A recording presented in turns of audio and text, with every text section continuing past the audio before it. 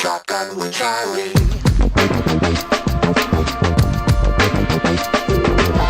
Riding shotgun refers to the practice of sitting next to the driver in a moving vehicle. The term riding shotgun came around after the time of the stagecoach, when somebody used to sit next to the driver holding a shotgun, in case they ran into bandits. My name is Charlie Cook, and I drive a lot.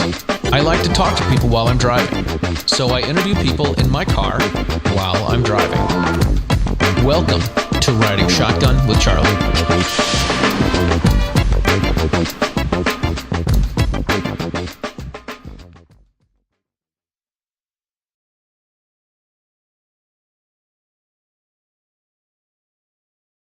All right, ladies and gentlemen, welcome to this episode of Riding Shotgun with Charlie. Today I have with me the Snub master, Michael de Bethencourt. Michael, thank you so much, man. Oh, you made me. Yes, you. You can't call him Mike because a mic is something to talk into. That's right. So here's I'm one of your biggest fans. You are? Yes, if it gets any hotter, I'll need a big fan. Waka, waka, waka. Waka, waka, waka. See, just get it off the right foot. All right. So we're at, we shouldn't be texting and driving. I'm not texting and driving. Can we GPS and drive? Is that legal? Of course we can. Absolutely. All right. I'll navigate for you. Awesome. Concord Bridge. It's going to take me to awesome Concord Bridge. All right. Well, here we go. We're going to follow directions to Concord Bridge. What do you say? All right. So we are in the Metro West area of Boston. And one of the cool things about being in the Metro West area of Boston is Concord Bridge is not too far. So that is where we're going to drive to today. Sometimes I just drive around aimlessly, but sometimes we get to go to someplace cool. And this will be cool? This will be absolutely cool. Absolutely. All right, so this is, I've taken some classes with Michael de Bethencourt about 10 years ago, and there were like just a couple classes I wanted to take, and then I decided all of the classes you were teaching in that little area of time I decided to take. So I took the knife fighting class, which we had to talk about your knife fighting technique. I took the Kubaton class. I took the firearm retention class, and you had like a shortened version of your Snub class because you are the Snub master. I am the Buddha of belly guns. The Buddha of belly guns. I got the belly for it, so we're good to go. I'm the only snubologist in America, to the best of my knowledge. That is totally cool. We also got to talk about the I'm with ROSCOE stuff and how people can get involved with that. I've heard of this amazing organization of which you speak. We should talk much of it. We should, absolutely. All right, so tell us about you. Now, before we started the cameras here, we were talking about your history and the difference between Carnies and Carnies and circus folk. Is that? Well, you use the term cloud, because it has two meanings. I wasn't sure which way you were going with it. But yes, I'd spent 15 years as a carny. Very proud of it. I learned a lot about people and their interests and manipulating same, and trying to find a middle ground between giving them what they want and getting what I want. I used it to put myself to college. And that's cool. It worked out well because every semester or so I would be thrown out of college. No, that's true. Really? I won't. Oh yes, I was invited to leave all the colleges I went to, which were numerous. Yikes! I have a big shock here. I have a big mouth, and I'm not shy. And I'm reasonably well read, so sometimes, especially in college environments, the instructor would give you a perspective as opposed to a fact, and I would try to loop back on that perspective. And not everybody appreciates the give and take of Socratic method. Right. And then when you realize that someone is about to lose a temper, you did what every responsible adult does. You keep digging. And I did. I dug my way right out of college. Right out of college. Then I would go back, and then I had an uncle at the time. Sadly, he's passed away. Amazing fellow. And we would go and we'd spend 3 months at the Carney, and then 3 months at a new college, and this became a cycle. That was the pattern. And then after about a decade and a half, also a real number, my father said it was time to get a real job. Wow. Father's, since dawn immemorial, ruining a great thing. Anyway, I ended up starting my second career as a salesman, and I sold police equipment. And I thought there was a niche for a lot of the police equipment then and now is modeled off variations of martial art equipment. Right, and you're a martial arts guy too. I have some small ability. As my dear dad likes to say, there's only so many lines you can draw from your knuckle to his nose. So it's, after a while, it becomes one enormous blur. But I saw a market for some of the more martial arty police equipment, and perhaps extending that over to martial art practitioners who would appreciate higher quality product than some of the gear they were using. That morphed into attending a great number of weapon programs, because the theory at the time, when something new came on the market, hours old, I'd contact the manufacturer and I'd tell them that I could probably be a better salesman for their product if I knew more about the product, and then it would invite me into the programs that were generally restricted to law enforcement, and I would take those courses. Concurrently, I came across an obscure book you probably read named The Truth About Self-Defense by a gentleman named Masada Yu. Yes. And there's a line in there where that if you're really interested in doing some good, you should volunteer for one of the auxiliary departments in your area. So I volunteered as an auxiliary in my town, and I found that that would give me an opportunity to go even more programs. This eventually morphed where it was more profitable to teach classes than to sell products. Gotcha. I eventually put my mind to some of the material that we saw, and I thought there was room for variations. I won't call them improvements. And I presented those programs. They were reasonably well received, and eventually I was offered through a gentleman a job at SIG Arms. I had a great, phenomenal time, a wonderful boss, Bank Miller, up there. And then when I moved on, I ended up teaching the Snub classes over at the Smith & Wesson Academy. Oh, wow. I also had a great deal of time there, but my heart was in doing my own program my own way. Mm-hmm. So we left that, and we spent quite a number of years doing a very unconventional Snub revolver program. I had spent decades collecting shooting information from gunfight survivors and more creative police instructors, and I started collating this stuff and quantifying it, and we presented that program, and it worked out well. I had an enormous amount of fun. I got to travel all over the country. I did some absolutely fantastic programs with equally phenomenal people. The problem is it's travel. You get in the car, you fly, you rent a car, hotel. You don't always know what the range looks like before you get there. You think it's one thing, and after about 25 years of this, it got to be wearing. So we shifted slightly, and now we have a new project, which I'm very proud of. Yes. So this is a long pregnant pause where you get to make the inquiry, and I can show that I'm responding, so it's not monologuing. What is this new thing that you got going on I'm there, so Michael? odd you should ask. Thank you very much, Charlie. We call it I'm with ROSCOE, and ROSCOE is an acronym. Revolver Owners Snub Connoisseurs Edition.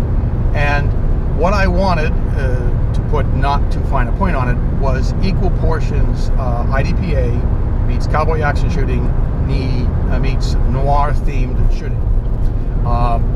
No disrespect to anybody's shooting programs, but you go to some of the larger ones. What's your acronym for IDPA?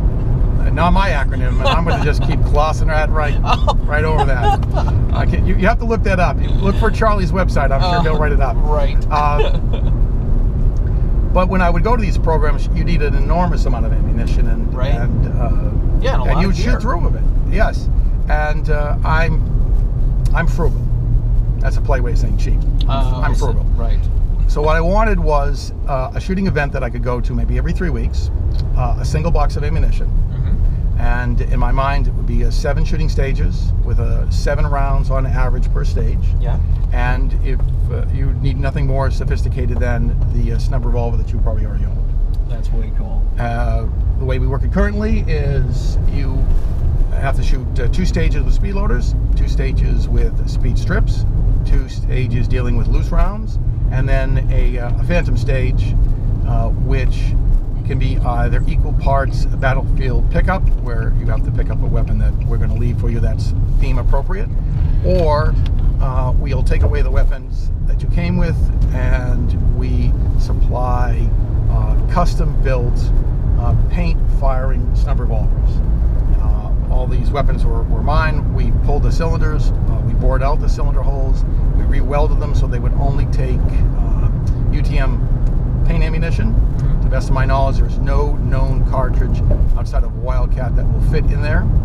And when you're looking at the guns, the cylinders have all been painted red, the stocks have all been painted red. Right, so it's easy to tell. You get a paint loaded revolver, you'll face any number of unknown individuals. You'll deal with a situation that's based on an actual fight where the original participant, unwilling participant, succeeded with nothing more than a 5 or 6 shot short-barreled revolver, and you have to do as well. That is totally cool, man. We're having an enormous amount of fun. Because it is noir themed, the only 2 addendum is that you are required to bring your own fedora. Nice. We got some very strange fedoras. And I mentioned earlier, you don't get prizes for great shooting unless you yourself improve your shooting. You're not going to be shooting at somebody else. His score is irrelevant to your score. Right. You shoot, next time you come, if you shoot better, you get a gift. If you shoot as well, you get a curious look, and if you shoot poorly, we'll mock you mercilessly for your hat. Nice. And because we have, at the moment, more gifts than we have shooters, if you come more theme appropriate, we also give you gifts for that. Oh, there we go. That's cool. Most appropriate noir tie, you get a gift. Nice. You also get gifts for the least appropriate. Nobody wants those. That's not good.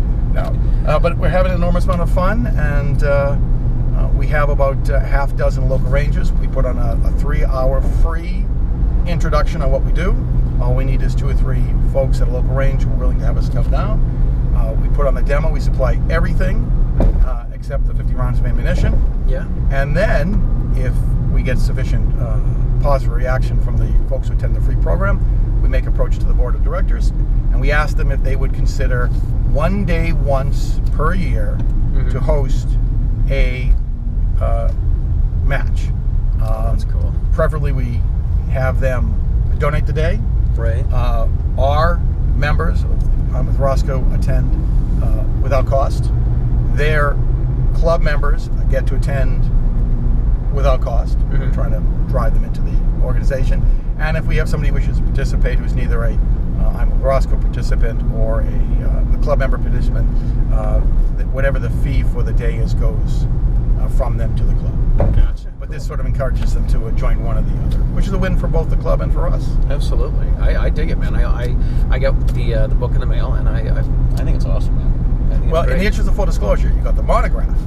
I wrote a 300-page book on snub revolver skills. Yeah, because I've heard you talk about that for a long time. 17 years. And I'm like, how long is this book coming to take 17 years. No, the book was it was 99% finished 17 years ago. I am actually, literally, shy 14 photographs. And that is the only thing that's impeding this 300-page What's the problem? magnum opus. I don't have a camera, and I don't know how to take a picture. I usually have to bamboozle friends.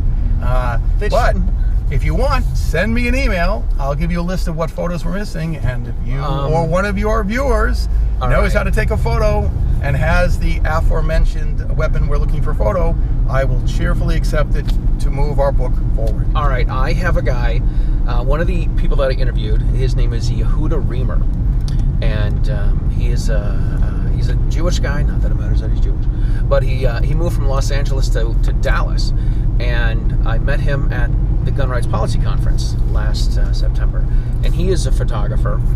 He's also an author. He wrote some kids' books, which are pretty cool, but when he took his AR from LA to Dallas, he took it into a gun store, and they're like, hey, I just moved here from Los Angeles. I've got an AR. They're like, oh, you give it right to us. We got a package deal. We know just what you need done. So he's a photographer. So I'm going to connect you two guys and see. That would be fantastic. I have, in the interest of full disclosure, in case Dylan sees it, Dylan Morrison, award-winning photographer for PBS and many other places, and he's been pleading with me. He says, Michael, I live in Braintree. I don't know if we can say that. be happy to take the photos. So it's a case of motivation. But I will take them both, because maybe combined they can baby seal club me into finishing. I'm very susceptible to baby seal clubbing. Well, they are delish, aren't they? And they make wonderful sounds. Right. All right. I think we're near. Are we near somewhere, or is this just regular traffic?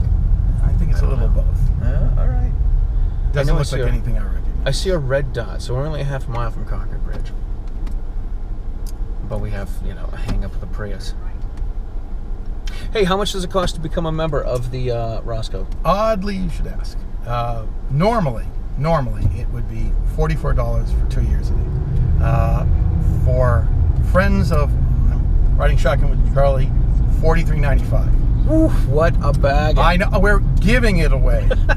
Plus, if you act now, even more stuff. There we go. You get a free 38 straight tips for better snub shooting monograph, and several of our reprints of our twice a month e-newsletter for all of our members, a copy of our twice a year print newsletter for all of our members, and a short description of why, if you own the Snub, you should be in this club. I love that line. That's awesome. I made it up on the fly. It works, man. So let me ask you this: why the Snub versus other guns?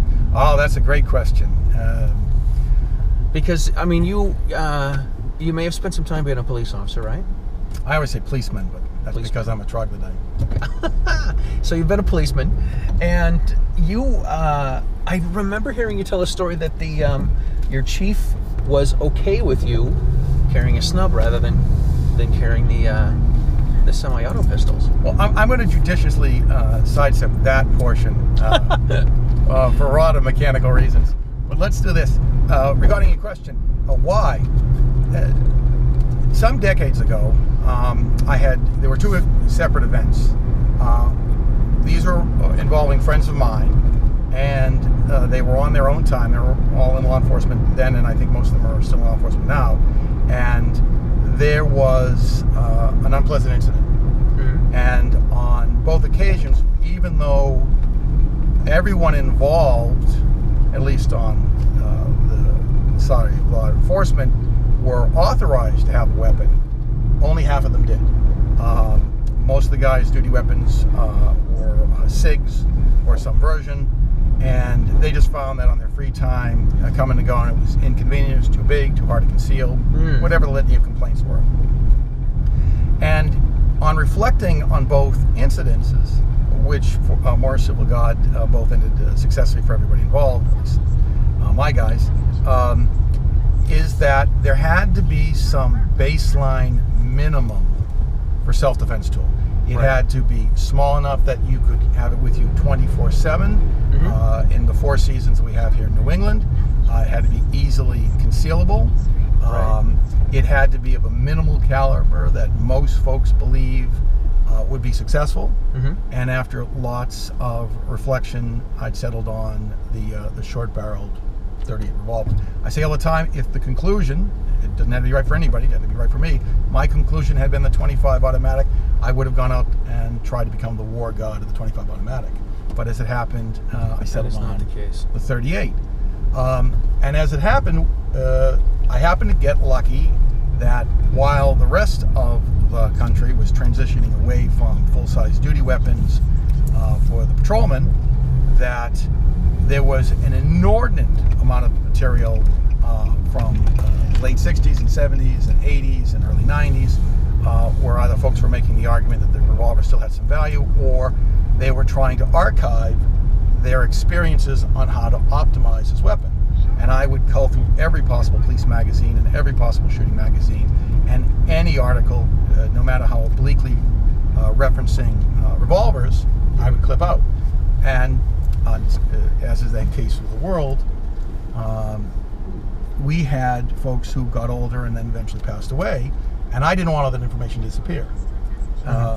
And I often say, and I hope that I'm going to be proven right, with the exception of Glock, who doesn't produce a short barrel revolver, all the other major manufacturers who produce both pistols and snub revolvers I think the numbers will bear this out, sell an enormous number of short-barreled revolvers.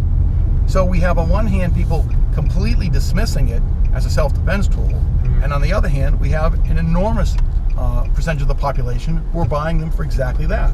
Right.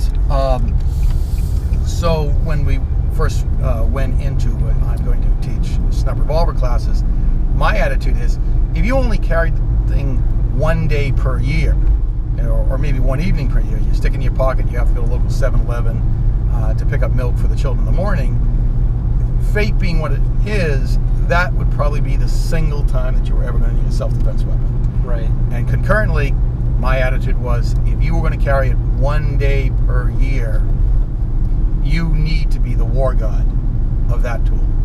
And there was no point in asking people to pay the same price in blood. If somebody had made a mistake that cost them, and we learned that lesson, it was incumbent on us to spread that lesson. Scores of them run through my mind at the moment, by way of example. But I wanted to get that information out, and this now I'm with ROSCOE, electronic newsletter and print newsletter and a monograph, and hopefully in short order with the help of your photographer and mine, this book, we can disseminate even more of that information even quicker. That's awesome. I got to tell you, I think having taken the classes with you, I think that's the reason that my EDC is a snub. And I also, is that like OCD? Oh, almost. Okay. It's a little messier. I also carry often I carry 3 knives and 1 or 2 guns, because I'm like, all right, well, this is what Michael says. This is what I got to do. Michael said this. Michael said. So I'm going to paraphrase an instructor who we're not going to name. Says, you only need to carry the 1 gun. I mean, how many do you need to leave on the guy when you're done? So, nice. Do you have any idea where you're going? No, I have no idea. Is there a portion in these I'm riding shotgun with Charlie where everyone says, do you know where you're going? And you have them like little montages that you clip together. So yes, the best of our do you know where you're going clips. I think that could be something to do. Because we were just there. I know, we were just there. That was it. Total. You're not gonna take a look at it. You came all the way over here. You can't pause these things. I know, we're gonna. You drove over an hour, squandered your morning with me, and now when you have an opportunity to snatch victory from the jaws of defeat by turning into a valuable trip by seeing the Old North Bridge, you're going to pass up that rare and golden opportunity. We're going to go back. Not on my watch. There you go. I know where he keeps the spare key for the car. The moment he's out, gone. I'm out of here. Great. So where is this?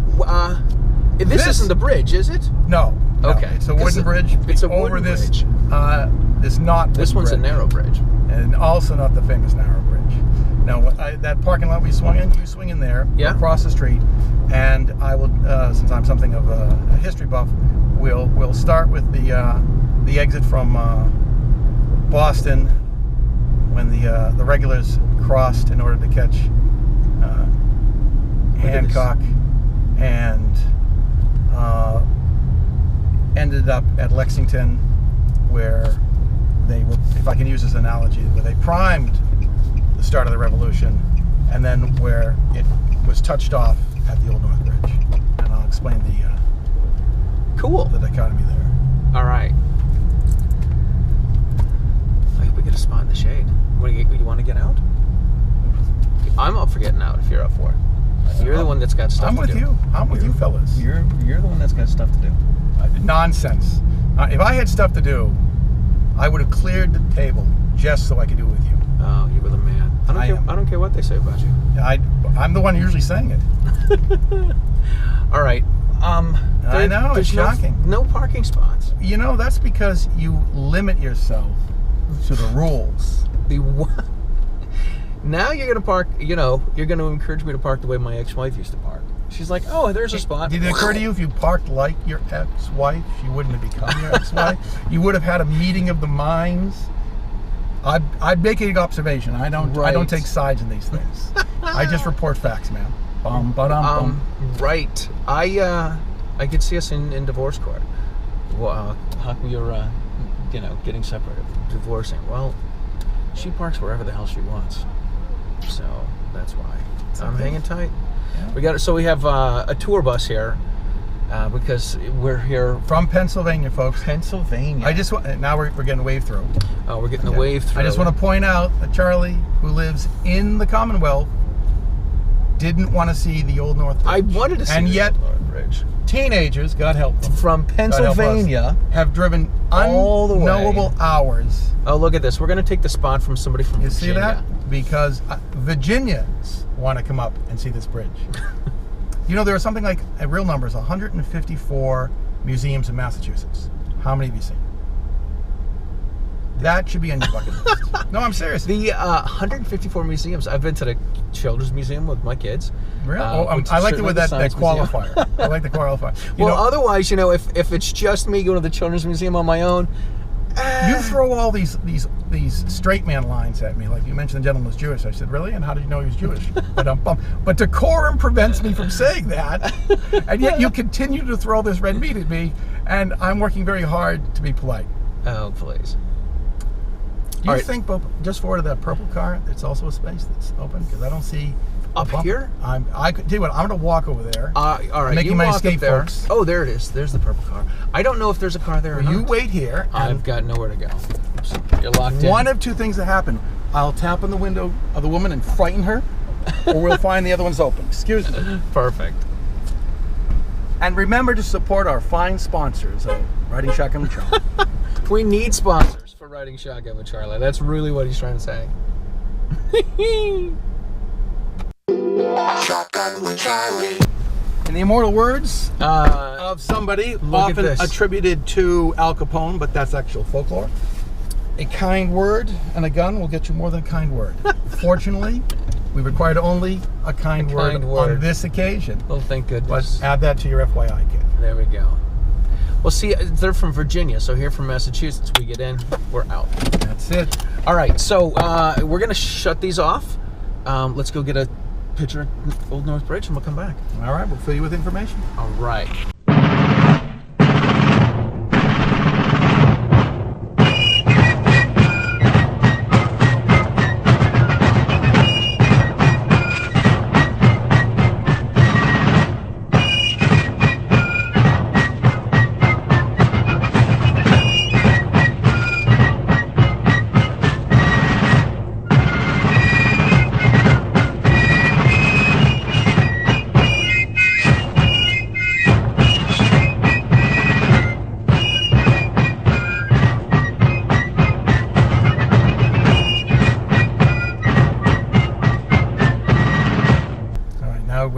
All right. We have successfully reached and reconnoitered and returned from the Old North Bridge. The Old North Bridge. And now we're going to do something even more interesting. We're going to go back to Shotgun with Charlie.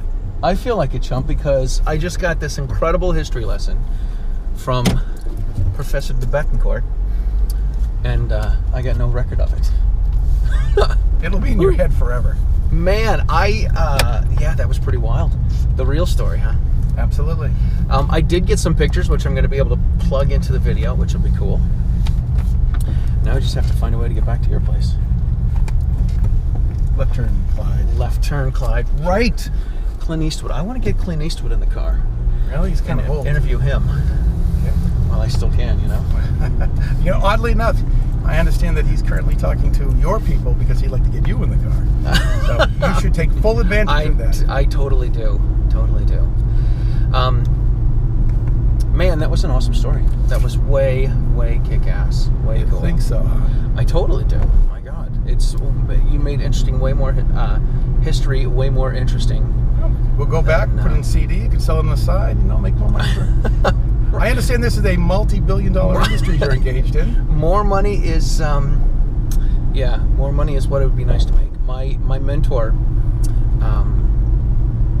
I have $1 that I keep in my visor that my mentor gave me because we were talking a while ago, and he's like, "What do you want to do with all this riding shotgun stuff?" I said, "I want to make some money." He's like, "How much?" I said, "More."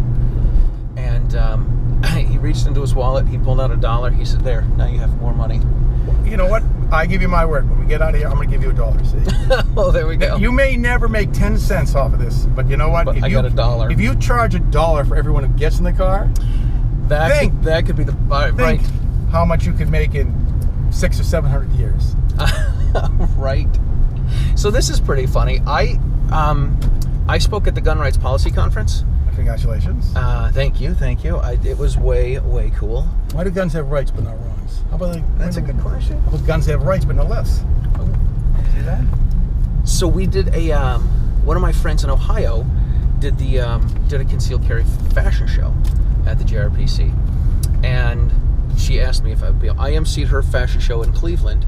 How do we get out of here? Is this the right way? Right turn, Clyde. All right. I emceed her fashion show in Cleveland, and then she asked me to participate in her fashion show in Dallas. Yeah. And so I spent 10 years playing in a Motown disco funk band. And the fashion show was part of the Friday night festivities, and people are enjoying cocktails and whatnot. So I had 2 holsters I needed to model, and one of them was an ankle holster. So she's like, "Hey, the crowd's getting a little wild and crazy." So it's been years since I've since I've been a gigging musician, but I'm like, I think I've done this sort of thing before.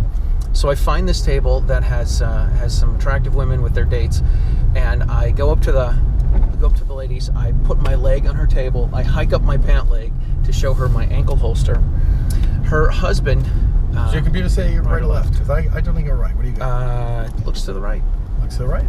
It's almost like I've been here. I know. Her husband reached into his wallet, took $1 out, stuffed $1 in my ankle holster, and I can now say I'm a paid model. You can say many things.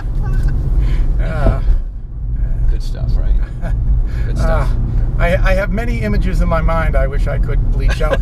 One of them now is apparently you and your Daisy Dukes with an ankle holster. Right. At a club where the theme from Deliverance is apparently a very popular song. No, it's not going to leave. It's stuck there. I'm sorry, man. I'm sorry. We're just going to have to replace it with something even more frightening. Totally. So you have a ton of stories, man. I want to get some of your stories.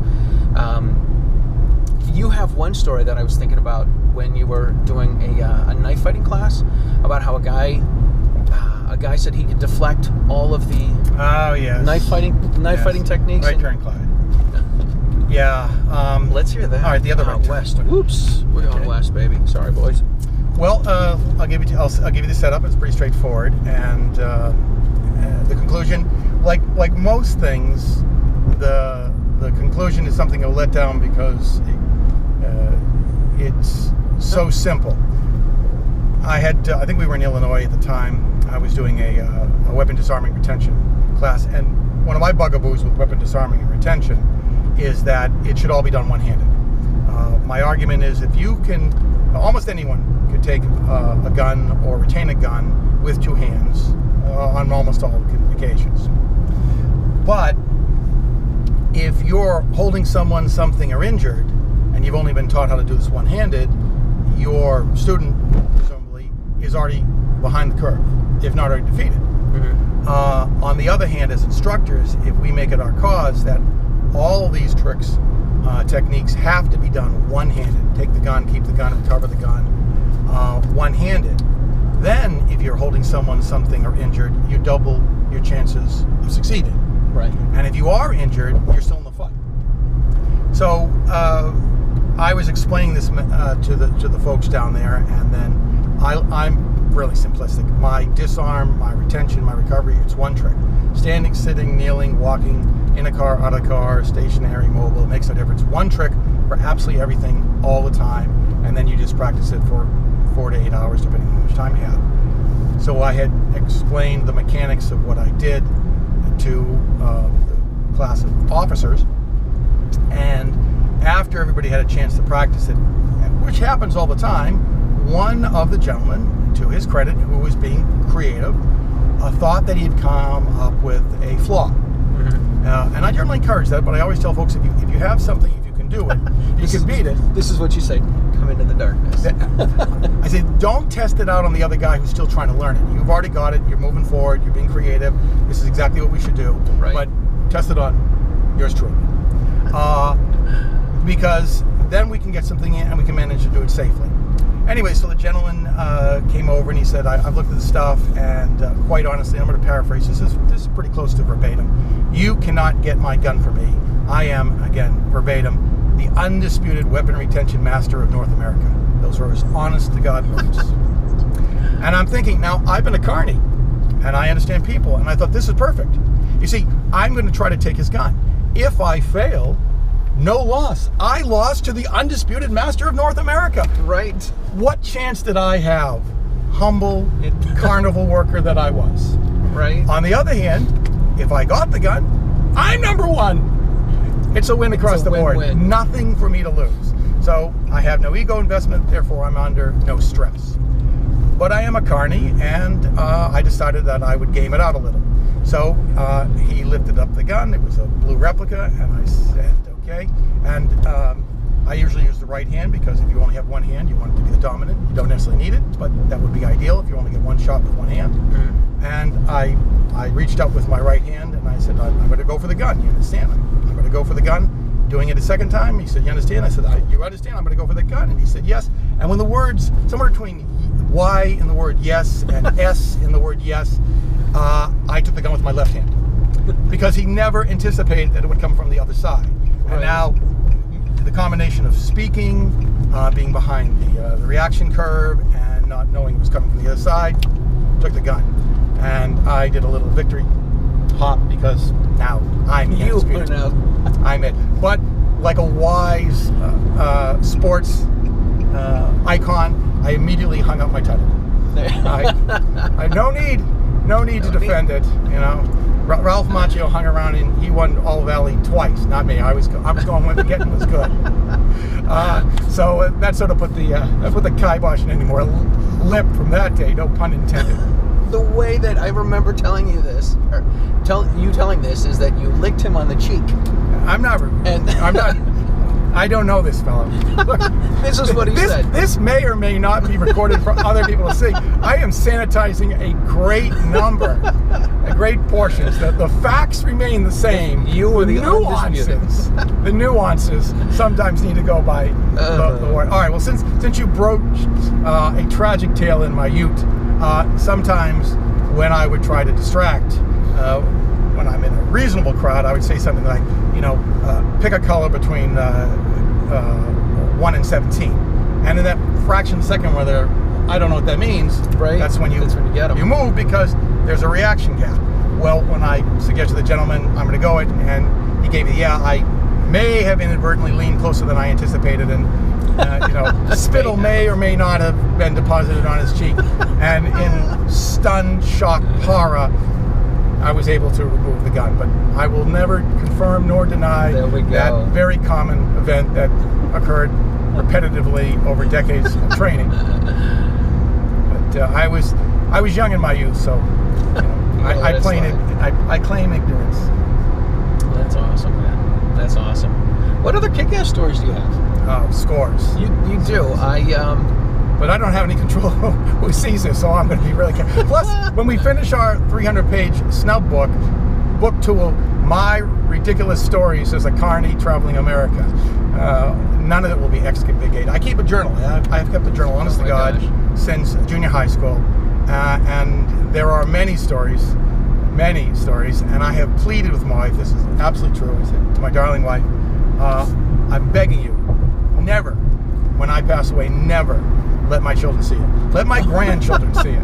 We'll take a left up here. Right. I don't care if my grandchildren discover that granddad was a dirtbag. I'm okay with that. I just don't want my kids to know just how over the edge dad was. So let them think, at least temporarily, that there may be some normalcy floating around in there.